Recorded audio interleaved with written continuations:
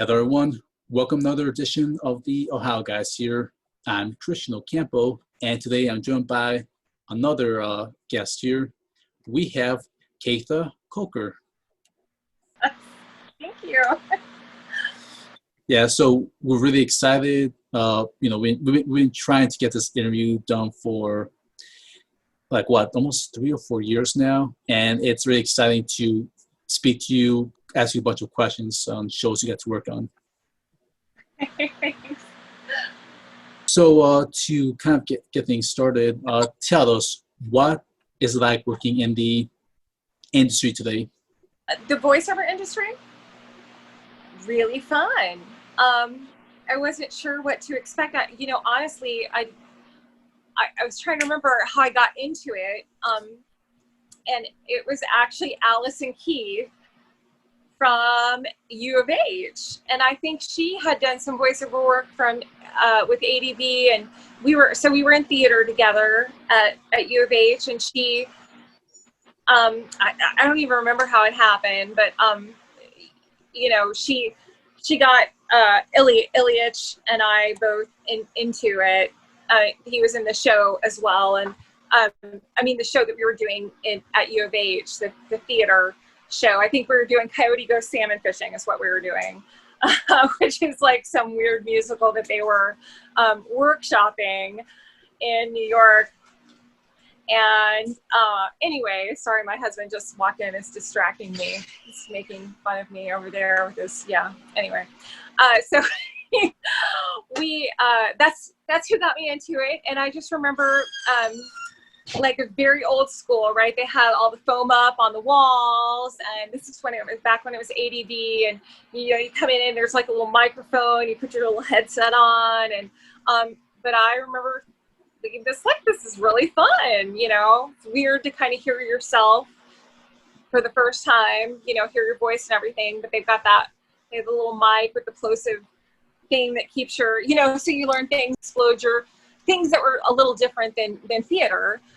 You don't have to be obviously as careful about things like your breath and, plosive T's and P's and things that you have to watch with a microphone, when you're being mic'd in that way or recorded in that way. But, I've always enjoyed, like reading out loud, reading stories and books and things. So it was a good natural transition for me. And just fun, it's a fun thing to do. You're like, oh, I get paid for this? What? It's awesome. Yeah, you've been in this industry for almost since early 2000s, mid 2000s, and you have contributed to tons of great titles from ADV to Sentai right now, and it's always a pleasure just hearing your voice, be part of all these great anime titles. Oh, thank you. Well, yeah, somebody needs to tell them they need to hire me more. Remember, I'm still here, even though I'm 50, I'm old. Hopefully they will get you in. There's always more animes need to get dubbed, more shows can be licensed to get dubbed. So yeah, I know that. Now I'm like, old person character, get the old voice. They'll have to cast me as an old lady.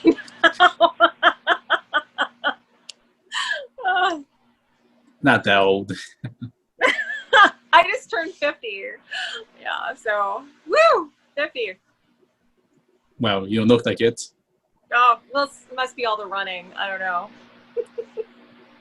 It's good to stay in shape.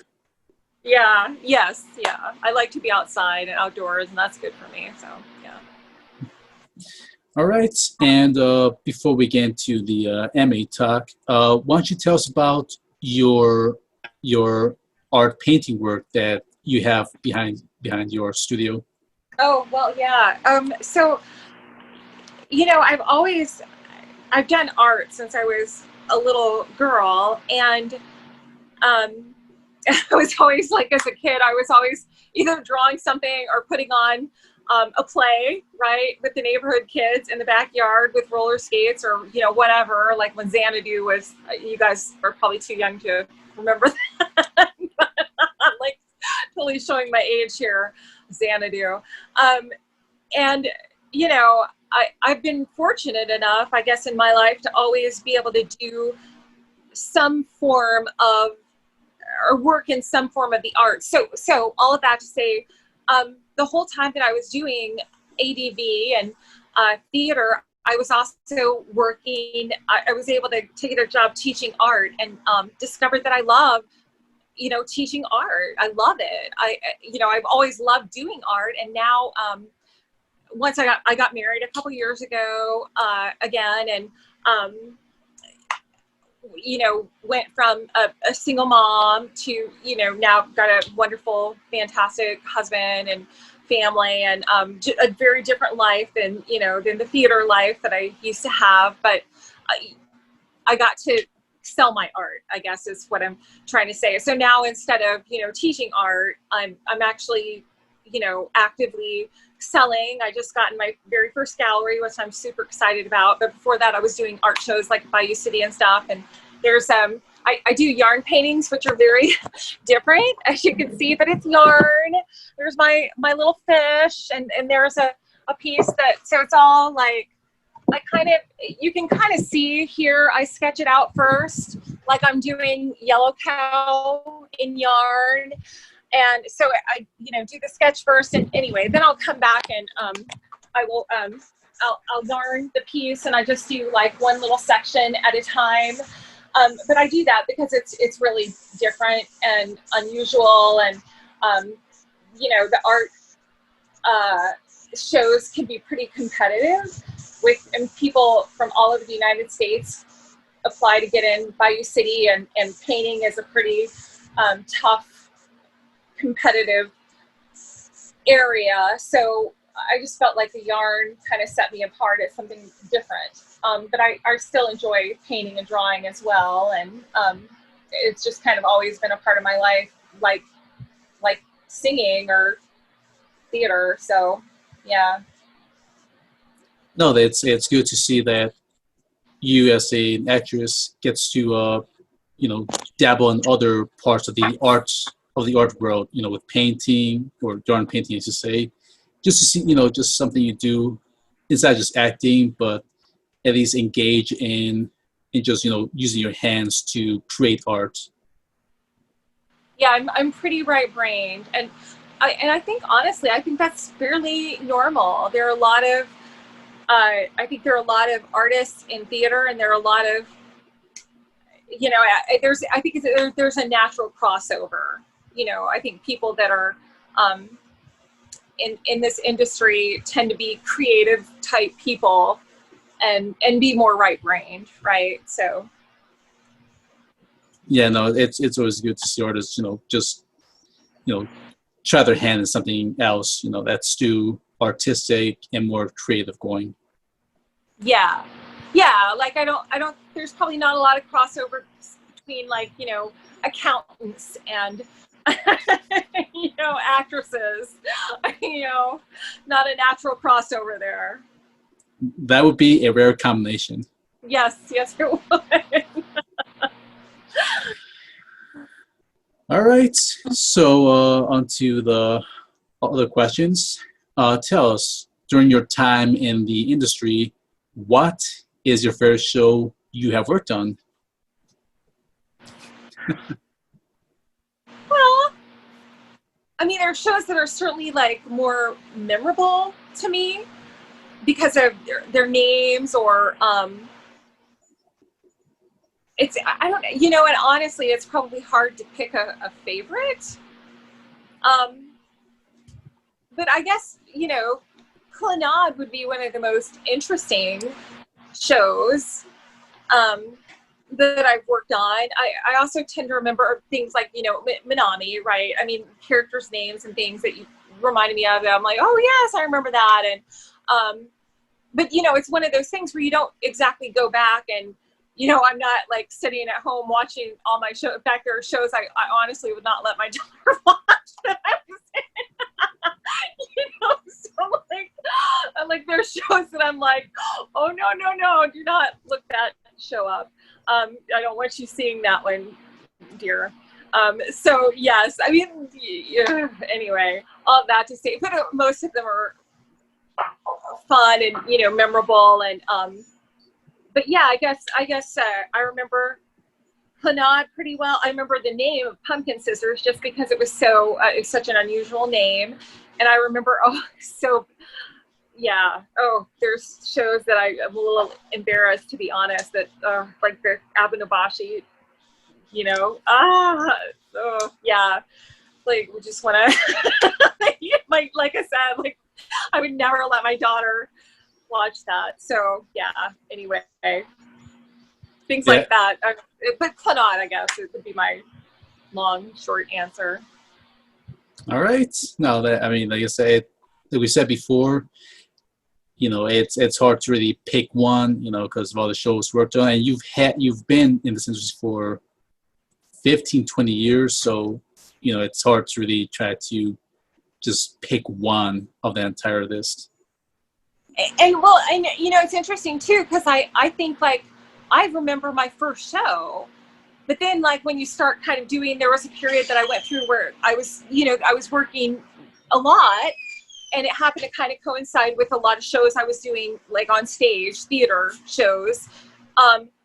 So, you know, they kind of get jumbled up at some point. I mean, because I'm doing, you know, I was doing stage work as well and doing a ton of shows, you know, so kind of all in that same period. But I remember all that to say, I remember the very first show that I did. I think I was a nurse. I played a nurse, and I had this, you know, I just remember having to say whatever it was, you know, stat, you know, like that. I just remember the word stat because at the time I didn't know what that meant. You know, because I was not a nurse, but yeah, so like it, you know, meant me, it was like nurse lingo for right away. But she was like this sort of twisted nurse character. Do you remember the name of that show? Do you know what I'm talking about? It was like literally the very first show I ever recorded, and that's all I remember about it. That it was like I had a like sort of a guest. Now I did watch that one. I did go back and like, you know, because it was like my first ever voice role, and I was like, oh, look, there I am. You know? It's on VCR. That's how old it is. It's like not even on DVD. Like when I first started doing it, in fact, I think I have, I don't know, maybe like 20 that are VCR tapes. Yeah, I mean, that's how, yeah, I'm old. So that's like how old those are. They may not even have them on DVD. I don't know. It's like, you know, I just remember, I think I was doing it for like 3 or 4 years before they even started doing DVDs. So yeah, I'm old. Okay, I think I might have the answer. It's either a toss-up between Those Who Hunt Elves, Generator Gull, or The Generator Samurai. Gall! That was it. It was Generator Gall. Ding, ding, ding. All right, yeah, so we are talking old with ADV films. Wait, maybe Generator Gall was my first actual role. Was that Ryoko? Let me so check. Yes, it is. It was? Yes. Oh, look at me! No, I remember something. Okay, I think Generator Gall may have been my first like actual role. This was like some sort of guest spot in, you know, where I played a nurse and was like some weird twisted nurse character. I don't know. Oh. Oh, and by the way, since you mentioned Generator Gull, I do have that on DVD. You have it on DVD? Yes. I Yeah. probably have that on VCR. I'll have to look and see, like, you know, back at my parents' house, but yeah. So All right. Well, fathering the timeline with ADV Films, I want you to tell us about working on Neo Ranga. no, I remember that was a good show, and it was a great role, and you know, it was a lot of work, which was nice. I mean, anytime you get a role like that, I was always really, well, if I wasn't stressed out because of time, you know, because of a show, like, you know, it seemed like every time I actually got like a role that was like a significant role, it always happened in the middle of some show. Like they never seemed to happen, you know, where I'm like, oh, well, I'm not doing a show right now. I have all this time to do voiceover work. It always was like, oh, we're in, you know, 10 out of 12 zip rehearsals right now, and they want to schedule 7 hours, and I can't, where am I going to find 7 hours? And so that's kind of, I guess, what I remember about that one. But that it was a good show, and it was good work, and it was fun to do. And, you know, it's always nice when you get a nice longer job like that. You know, it's essentially the difference in theater when you, I don't know, get like a tour versus like a show that you're in for, you know, 3 months and then you have to look for another show. So it's a nice consistent amount of work, and it was a good show with a good cast. So Yeah, no, it's I haven't seen it yet. I do have it on DVD. Even the box set is kind of falling apart, so I'm gonna have to buy a new one. won't be cheap.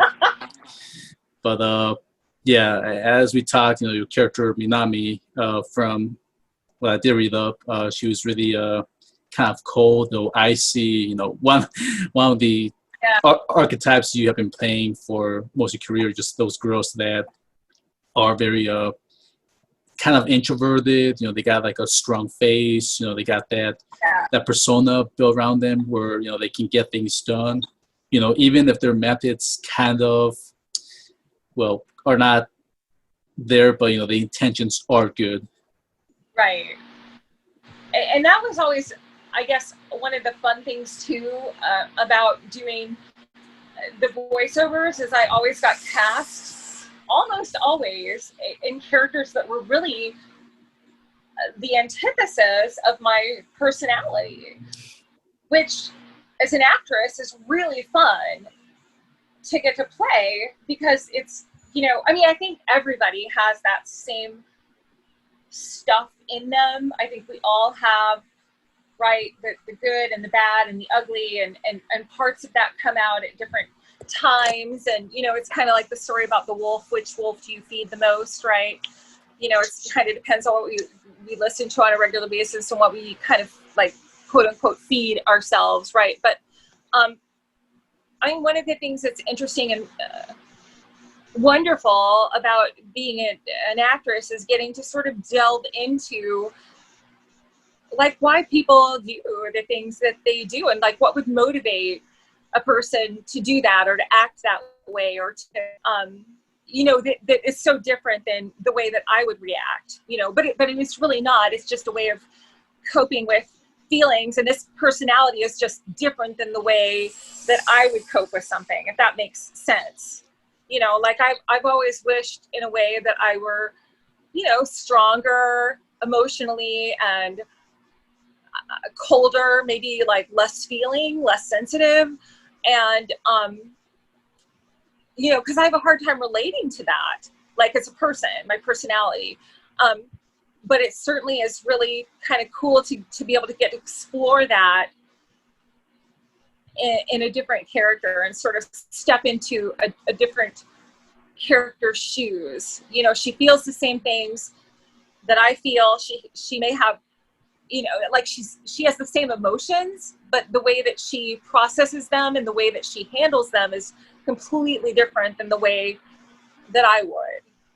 If that makes sense. Yeah, no, it's very similar to other actors, you know, especially with those type of character archetypes. You know, it's the same thing. You know, it's not the same as their personalities in real life.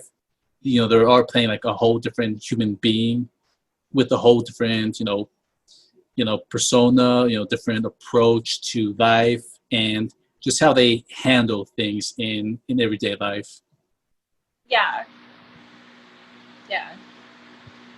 Right, and since, and you know, I was surprised you even mentioned this old show, and this one has had some fun, you know, with fans of anime. Magical Shopping Arcade Abenashi. That one, that one was a real trip, and that one really got me laughing. They did not they did not say that I would be doing certain things in that show. I don't know that. Yeah. Okay. Not. Yeah. Ah. Yeah, no, that show, like I still haven't seen all of it. I've seen some even clips. If you go on I YouTube didn't even now, honestly like. It didn't even occur to me that they would make shows like that in really in anime. Like that's. I didn't know like shows for like adult like that. Do you know what I'm saying? Like it was like a whole new world. I was like, they can do that with cartoons. I was like, what? I mean, I was a little mortified, to be honest. Thinking, like, it's a cartoon. Like, it's a not cartoon, but, like, they can do that? Yeah. this is what makes anime different from cartoons. Yes, It, it, yes. Yes, it was like my awakening into the world of real anime. It was an eye opener for me. I was completely unaware that yes.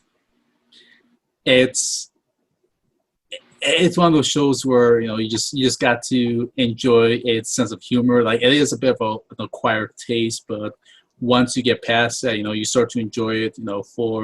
For bits of it, even in the one clip on YouTube. It's called What Japanese Think of Americans, where we have the guy who dresses up as Elvis, selling the kids hot dogs, and he's just dropping the F bomb like every 2 seconds, as he's pouring mustard on the hot dogs, and the cheerleaders come, canning their way into the scene. I'm like, wow, this is a lot of things are happening right now, and like, what's even going on Yeah.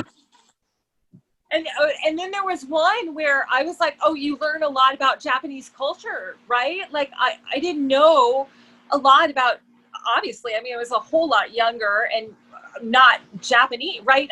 You just don't think about, I hadn't really thought about growing up as a stupid, entitled American, other people's cultures and backgrounds a whole lot. And it was just really interesting to see sort of, I mean, like when he got, you do remember, there was one where like every time he would get aroused, this guy, he would have a nosebleed, right? Or his head would explode, or like, the blood, there was a thing with like, and I remember asking the first time that happened, when I saw that, I was like, why is he getting nosebleeds? Like, I don't understand. And so like literally the director had to like explain to me, well, in this is what this means, right? In this culture. And like, I just didn't know, I mean, because it's interesting, just a very, when you grow up whether it's, and I think probably more now, there's a lot more cross-cultural sharing that occurs, both, on our side and their side, because of the internet, because of, it's kind of more like a one world sort of thing. Do you know what I'm saying? I'm probably not explaining myself very well, and hopefully I'm not offending anyone. That's not my intention at all. I just, I think whatever the culture is, sometimes we can tend to just like have our heads down and not look at the rest of the world and what goes on in the rest of the world, and if that makes sense. So. No, I can understand where you're going with this one. And again, if you look at me as a fan and me trying to kind of like study up the last 20 years, like there was that kind of like transition from the late 2000s, with anime here in the West, and then as we got into the late 2010s, mid 2010s, fans really kind of like adjusting themselves up, where that now they understand more, between the culture of the United States and in Japan. Yeah. So it has made that good transition to where I've seen shows where it is, where it kind of really knows what the Western audience are thinking, like, okay, because they really have educated themselves to a point where they know how, I guess, how the things are done, with interactions in Japan. Well, and even as an artist, an art teacher, I've noticed in the last decade, anime has really become mainstream, I would say. And I don't know, like, was Pokemon or I'm sure that helped a lot, like the introduction of, but now, like, I mean, my nieces are really into K-pop, and I mean, which is a different, thing, but I'm just saying, like, there's a lot more of that kind of cross-cultural thing going on, and like my art students, I mean, they all like to draw anime. That's like what everybody likes to do. That's like the thing of the day that kids like to do, is they love to draw anime.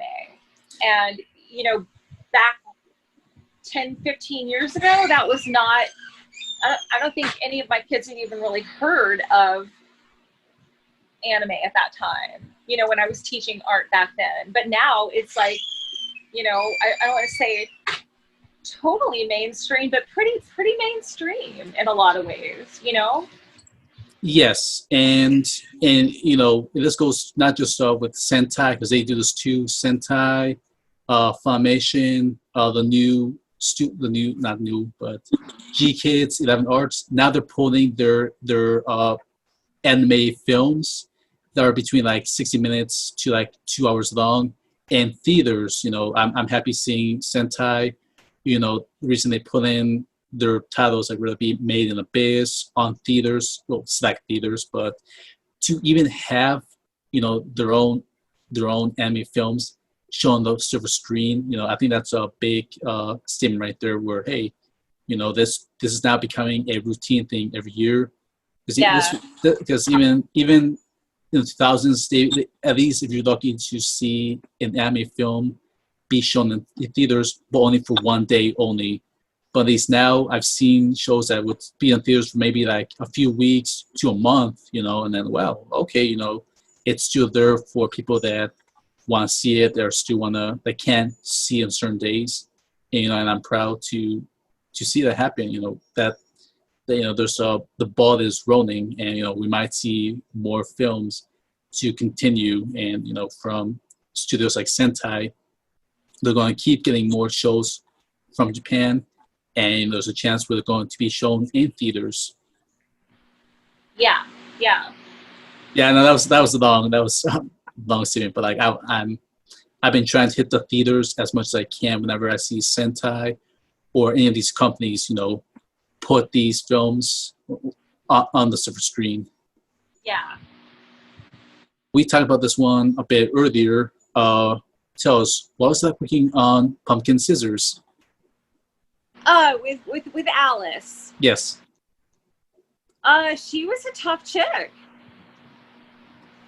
And, like I mentioned before, that it's always really fun to kind of play the opposite of my personality, which is, tough and kind of no nonsense and not like super emotional. It's always really fun for me to get to play those kinds of roles. So Yeah, this one in particular, I like the whole military aspect, where we see Alice in this like military overcoat, and her with that sword, like, and she's got that yep, smile. like That smile, literally like the complete opposite of my personality. Yes. Right. Oh. So yeah, I mean, I'm glad that you got to play her. I think this was one of your first few handfuls of main roles, because you do play the supporting characters or recurring characters, but this one was your actual main role you had to play. Yeah. All right, and now since that's the end of the AV question, now we can jump into the Sentai question. And you already mentioned another show earlier, Clannad. So tell us, what was it like working on that show? I mean, it was fun. It was always like, and it's interesting because I don't know if you, I'm sure you know, but I don't know like how many people that are listening know that you honestly don't know a lot when you are cast in something. It's not so, like, as an actress in theater, I would research a role. I would know going in am I right for this part? I mean, like, you kind of decide as the actress, like, should I even be auditioning for this role? Is this role right for me? In theater, musical theater. And you come prepared, you come with a song that's appropriate for the character. Like, I would not be auditioning for an ingenue role if I'm more of a leading lady type, if that makes sense. So with voiceovers, it's just completely different. You don't audition, they just stick you in stuff. Like, they cast you. They just kind of like know your voices and cast you. I don't know how it's done now. And I guess they just from your work that you've done, your body of work or whatever. And it's so you don't always know going into it, like, what you're doing, what the storyline is, or, so like, and some directors are better than others as far as telling you all of that, because as an actress, it's hard to just go in and read lines when you don't really know what the backstory is, or you don't really know what's going on, and sometimes they would just explain that scene, or they would tell you, like, give you a reading, like, I want you to say it like surprised now, or I want you to read this like you're, you don't know what's going on. But most of the time they would explain to you, so you have some context, right, for what you're trying to read, because it makes a huge difference. And if you don't understand the context of what you're doing, and so that was always kind of, I guess, the trickiest thing to me about anime, is like, you're really relying a lot on the director to fill you in on the character, on the context, on which is a little nerve-wracking in some ways as an actress, because, like I said, like, stage is just completely different. Like, you would never go into let me say, you should never go into an audition not knowing about the play, not knowing about what you're auditioning for. You just would not do that. Like, a professional would not do that. But you do that all the time, and because I don't know, like, I have to, like, I mean, Magical Sharping Arcade, right? The Abadabashi. I was like, what? I mean, like, I had no idea. Nobody asked me. Nobody said, are you okay to do this with the, and so you just, that's a little, can be nerve-wracking for me. And maybe people that, I don't know, do it more often, or that are more involved. And, it's probably also a time thing, because I'm sure they don't have time to, like, sit down and explain the entire storyline to every actor that comes in that's doing voiceover work for them, especially like in the people that have, like, smaller parts or whatever. I did tend to know a little bit more about the characters of the larger, like an Alice or Minami, or, a character that I played, Ryoko Saito, I did tend to know a little bit more about their character and their personality, and a little bit more about the context of shows. But, like, you don't even really see the whole show until it comes out, so it's a totally different way. I mean, I guess it's probably more like making a movie, right? Only, even with a movie, I'm sure going into it, you would know, the general idea of what they're doing, what the plot is, what your character, your background would be. I mean, you're not seeing the full thing until it's out in theaters and it's been edited, and, that kind of thing. But still, like, I think you'd have probably a better idea of what you're doing stepping into it than you would with voiceover work. I mean, it's pretty, like, you're flying blind a little bit. So, yeah. I don't know if that's helpful, not helpful. I don't know. It's very helpful. Like, and before we start, doing this interview, we talked a little bit about Clannad. This is actually my personal favorite. This is actually my favorite role you have done. If I was told which character that Kaytha Coker has voiced in her entire career, it has to be Tomoyo Sakagami. Tomoyo? Yes, I have to. She is my favorite character you have ever voiced. And well, why? Let me ask you why. Why do you say that? I'm just curious. It's because it's that personality of hers. It's that mindset. She she she is the smartest girl in the entire school. You know, eh, for those of you who are big fans, and I hope the Clannad fans who are watching this will appreciate this interview and just just go into detail with Clannad. And one of the episodes, spoilers for those, uh, there was an arc, boyfriend girlfriend, and they had like a little rough patch where they had difference in what they want to do in life. She was getting offered scholarships from different universities. She was top of her grade, getting so many awards. She can speak different languages. She had something going for herself. And her boyfriend Tomoya, he didn't think he had anything to contribute, in his own life or to society. So he felt like he needed to go away and let her spread her wings in the world. And she decided to not do that. She chose Tomoya over her own future of possibilities. Whether she goes to another country, become a scientist, or just something bigger, that she could do in her life. And that's a bit. It's admirable in its own way, just choosing love, over success. And not many people would really do that. And it's just that moment, that the episode itself, that made her stand out from all the other girls. Just that maturity she had, the mentality she had. Like, she never that impulses really take the better of her. So That's yeah. good. That's a good answer. I always want to know. My daughter really loves anime a lot, and I'm always asking her, well, what do you like about this character? What is the redeeming quality that what is it that you find interesting about this character? Why is it that you really like this character? It's interesting. It's telling. Yeah, it's something I like to do when I'm watching anime. Like, I like to understand like why I'm liking this, why I'm liking the characters. And again, me being a big Clannad fan, it is the show that got me into anime. It is my number one show of all time. It hasn't moved in the years I have been a fan. I've recommended Clannad to both newcomers or people looking for something new.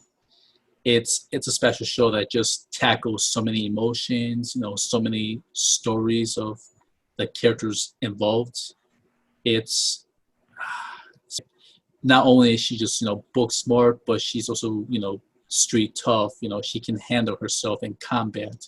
Again, she uses both brawn and brains, and that might make her almost superhuman in a way. But she does have her flaws. She does have trouble kind of expressing her emotions or trying to let people know that she has good intentions in mind, but she doesn't have the way to show it, because her upbringing, how A was just study all the time, just not much of a social life. It's just, this is how she was made to be. And Tomoya was able to kind of get her out of her shell, as the episodes went by, and once we got that one episode arc. Yeah. So yeah, I'm glad you appreciate my analysis, my breakdown of your character, because I will definitely be posting this on the Clannad Facebook page. Shout out to them. They've been good supporters of the show. Going for 5 years, 10 years strong now. I forgot how long they've been around, but kudos to the admins that have shared my interviews of actors that have been in Clannad, and I know they would be very happy to have this interview, with Kaytha Coker, the voice of Tomoyo Sakagami. Well, and I think, interesting, good writing kind of stands the test of time, sort of that good versus evil, right? And the things within us, and the things that really capture the human condition, and the longings that we have, those deep longings as human beings to connect with other human beings. I mean, that's what good art to me is about, should be about. And causes you to think or, ponder. Yeah, the writing is just beautiful. Jun Maeda, man who, one of the architects who put this whole show together. Anything that he does, like, you're going to get some real emotions, just coming out from you. And I love his work. Hope he continues, doing what he does. And, guilty pleasure, I wish, we got more Clannad, just, I wouldn't say season 3 because it did go off on a good note, but like maybe like good, like soft spin-offs where we can get like more stories with, your character Tomoyo, maybe seeing what else would she have done with her life with Tomoya, like if they were to have their own story from like maybe 12 episodes or 24 episodes, like what kind of journey will they go through, what kind of obstacles will they have to overcome, because there is a whole lot that could be told. And I know there's a visual novel, as I mentioned earlier before we did the interview, that I haven't played it. I know that there's not content in that by itself, just one story for one character, and and I hope we can get like some sort of like an anime out of that, just in hopefully in English dub where you come back, press roll, and get more of that storytelling that's unique. Yeah, yeah. Well, it's certainly different than a story that's just, like a cute, fun little bubblegum show. I mean, those are fun too.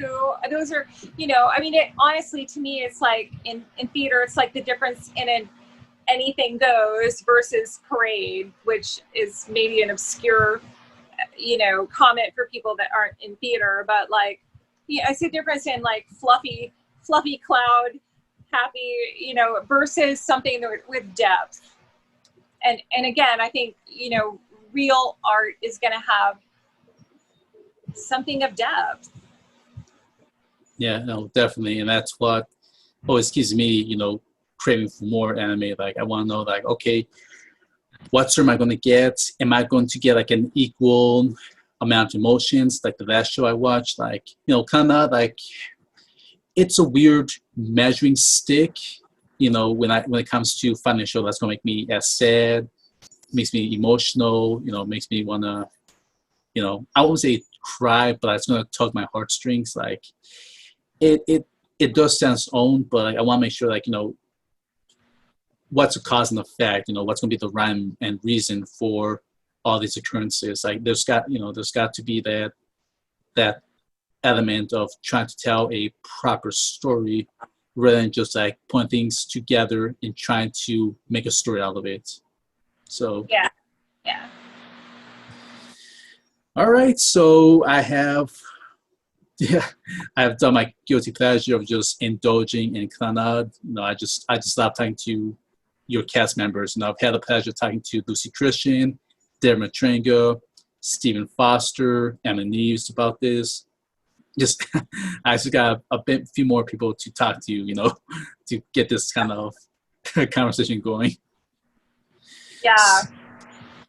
So moving aside from Clannad, trying to get to the last anime question. So tell us, what was it like working on Fate, Kaleid, Linear, Prisma, Ilya? You got to play as Bazit, the girl who fights with those iron hands. Oh. Yeah. So I guess a lot of grunting, right? And yeah, a lot of tough girl noises in that show, I suppose. Oh. And a lot of social interactions, her trying to sell popsicles and trying to... Awkward. Now that I can probably relate to more. Just being awkward, I guess it's some things at some times, and there certainly is comedy in that. And I think I think she was also, maybe not externally, but like internally, you know, probably could laugh at herself and see the humor and the maybe the irony, I guess, a little bit in that, in all of that. But you know, I don't think that's unlike, I don't know, I guess, you know, figuring out what your true gifts and talents and callings are. Like, not everybody knows right away, right? And I think maybe everybody kind of has experienced at least a little bit of that sort of awkwardness, or just where you're like, this is not a good fit, like not a good fit at all. And just kind of, but yeah, I guess kind of finding the humor in that, you know. And this show, again, I think Baz will fall under as my second favorite character you have voiced in. I am a huge fan of the Fate series. It doesn't matter if it's Fate Stay Night, Fate Zero, Fate whatever, Fate Kaleid. It's one of those shows where it has that visual appeal. It's got some memorable characters. The action fights are amazing. I love your character because we were you know, I was talking to you earlier before the interview, trying to refresh your memory about Bazit. I like the way she fights, especially in what could be considered season 2 or season 2.5. I'm kind of mixed up by this point. I think it's 2.5 at one of the late episodes. She has one of the most epic fights in anime history, where she goes head to head with the heroic spirit Archer, all known as Gilgamesh in a dark form, and just punches a hole in his chest and just grabs the card, and he still is moving, and she's able to still kind of fend him off, even though he is the most powerful heroic spirit that she's ever fought. Like, she went toe-to-toe with some of the other characters, like I'm gonna call him the blindfolded Archer, and then he went up against Lancer, like those two guys, without any problems. But this one, Gilgamesh, you know, gave her a tough fight where she had to build out. But even so, you know, she still has that strength where she's can take a few steps above the other characters in terms of hand-to-hand combat. Yeah, yeah. And for those of you who are curious about that fight, all you guys have to do is go to YouTube, just type in Fake Kaleid Bazit fight, and it's a 5-man fight of her and Gilgamesh. And it is one of the most epic fights, just the beautiful colors, just her just running straight head on towards Gilgamesh as he throws like tens of thousands of spears at her, and she just dodges them all. And again, I might be spoiling stuff, but I cannot convince you guys enough to just check it out. You know, I'm just asking for 5 minutes of your time. Check out the fight, and you'll see why I appreciate Bazit and why I'm happy that Kaytha Coker was able to voice her.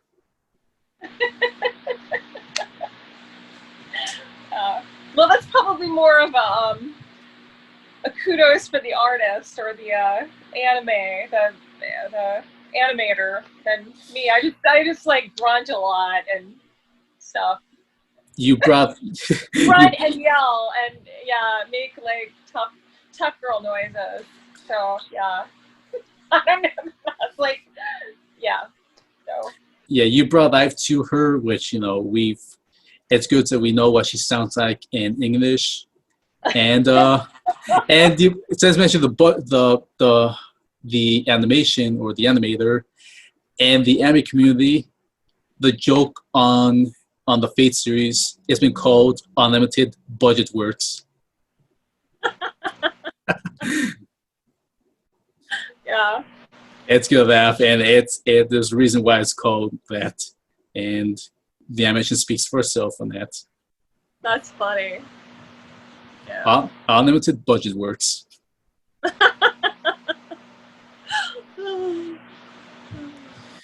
All right, so since I got you that thing, now I'm going to have a funny question to follow through. If you could be any character you have played in real life, who will you be? And you can mix and match.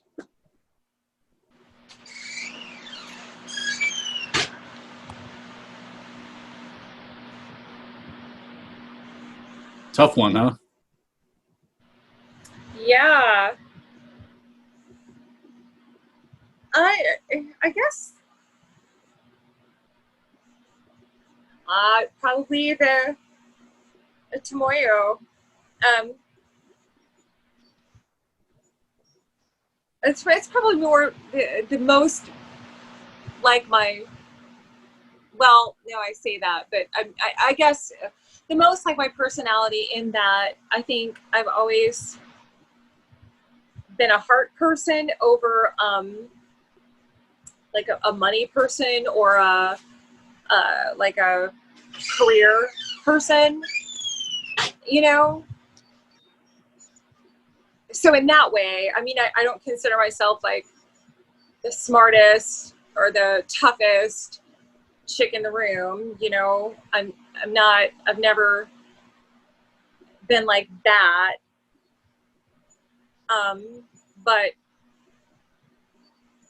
I guess I can relate to choosing heart and like more eternal truth than like something that is going to be temporary and that you can't take with you, if that makes sense.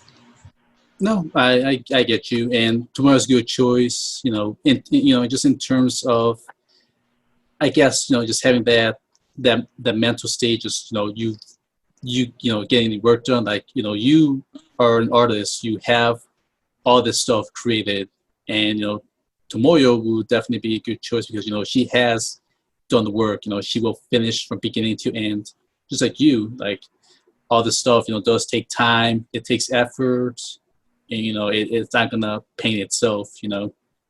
Yeah. All right. So, here's another question.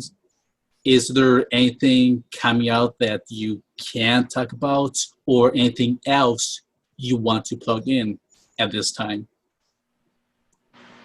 Not that I know of. I mean, that'd be great if they, call me again. I'd certainly be happy to work and voice stuff. But yeah, so there's nothing coming out that I know of.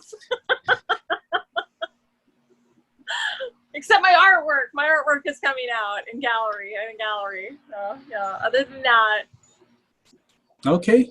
All right. So now coming for the last question, and ask this to everyone: is there any Facebook, Twitter, Instagram, personal website for fans to contact you at, or people to buy your art from?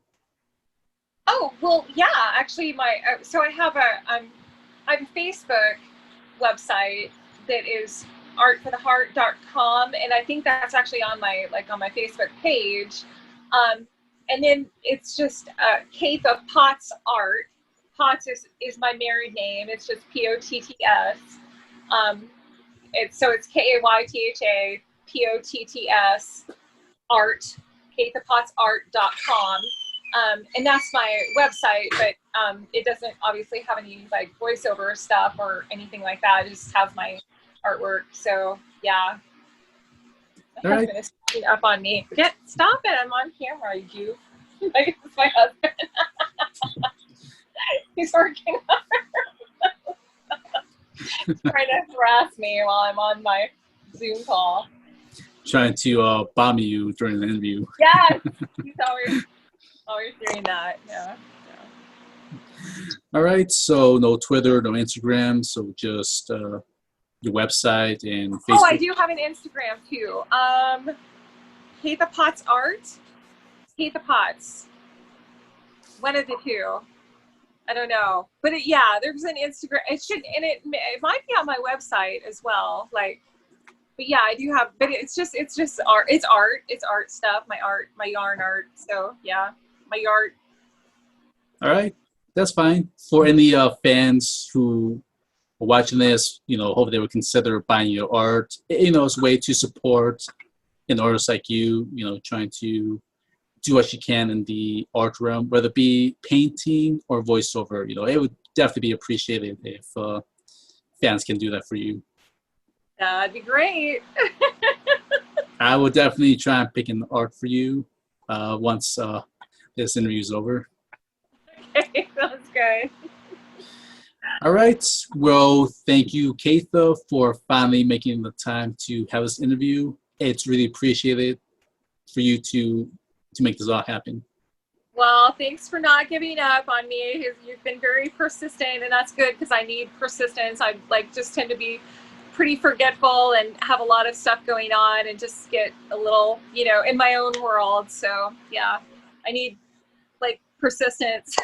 So yeah. All right. And thank you to our viewers for tuning in for this episode of the Ohio Guys here. Thank you all. And we will be seeing you in the next episode. Bye, everyone. Bye.